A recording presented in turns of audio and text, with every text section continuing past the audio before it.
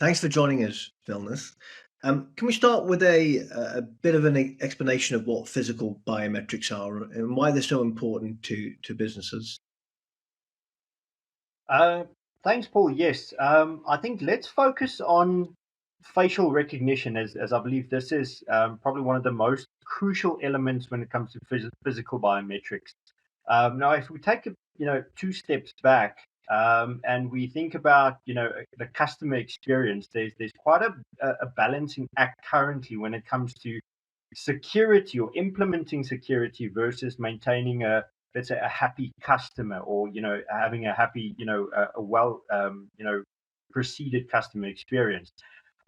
So when it comes to facial recognition or facial biometrics, I believe it's one of the most crucial or let's say user friendly tools to have when it comes to clients can use it on a device. They can use it on a mobile just by accessing their camera, and they can verify themselves. And this is something that's quite efficient, that's quite effective, because essentially from time to time, nowadays we have to, with data security and breaches, we have so many passwords, and we do from time to time forget these passwords. So a camera won't really forget your face.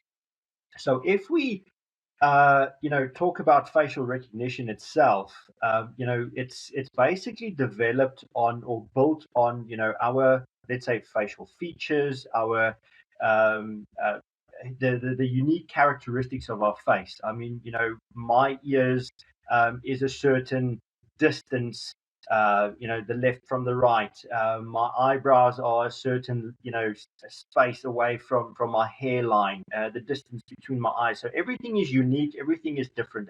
And this is what's very effective, or what makes facial verification or facial recognition a very effective tool to use. And then if you add, the likes of a liveliness detection to it, you are able to add that extra layer of security to determine that you are actually, in fact, dealing with the real customer rather than just a picture that was held up. I mean, we see it often so many times that the first thing that you talk to a customer or to a client is, well, what's the level of security when it comes to your facial verification capabilities? Because nowadays everybody knows that I can take a photo of yourself. I can cut out, for instance, the eyes, and I'll hold it in front of my face, and I just move my eyes around. So having that extra layer of security by moving your head a bit is very, very important to have. Sure, thank you.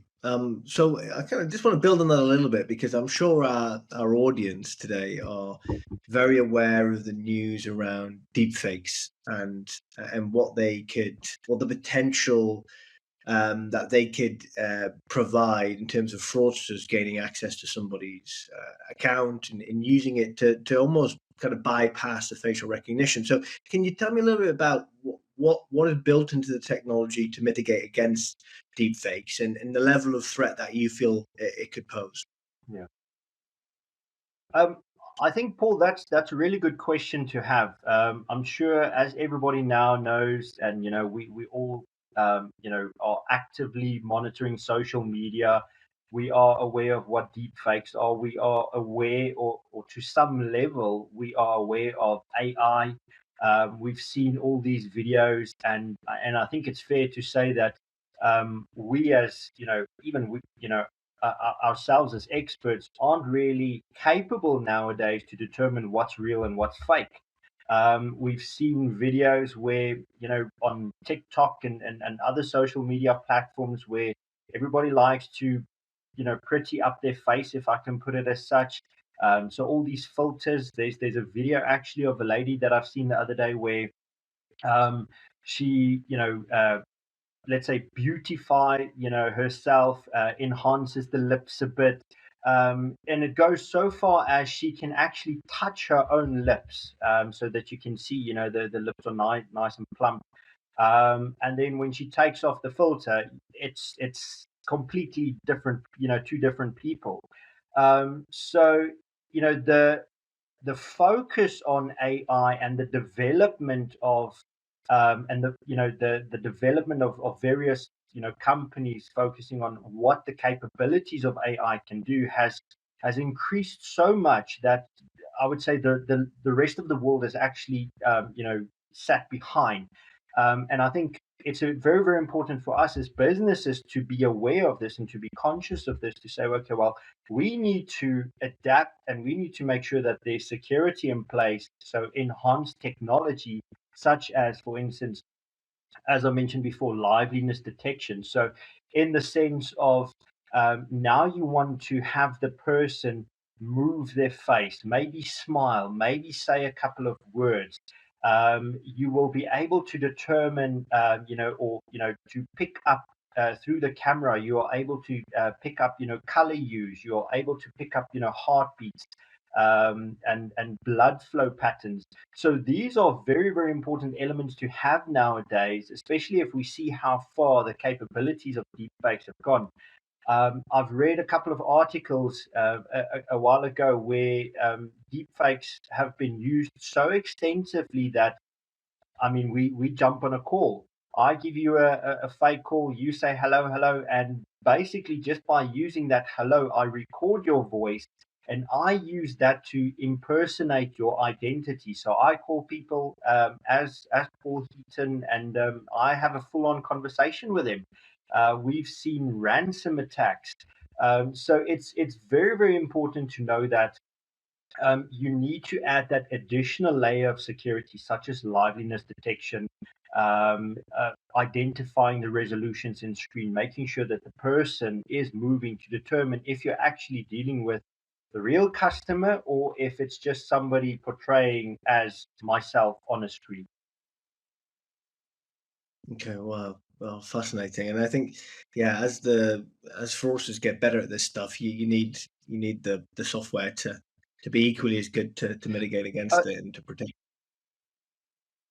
that's definitely true. I mean, yesterday I was at another conference and we were talking about, and the whole conversation was about our recent Forrester report that came out, how businesses is now focusing on and indicating that physical biometrics is a must-have and a need to have because one, it eases the customer experience, but it's a very effective way to determine if you're dealing with a real customer or not.